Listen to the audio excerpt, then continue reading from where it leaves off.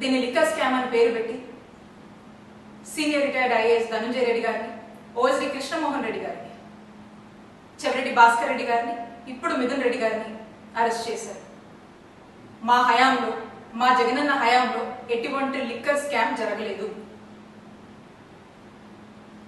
ఇదే కాదు, ఏ స్కామో జరగలేదు.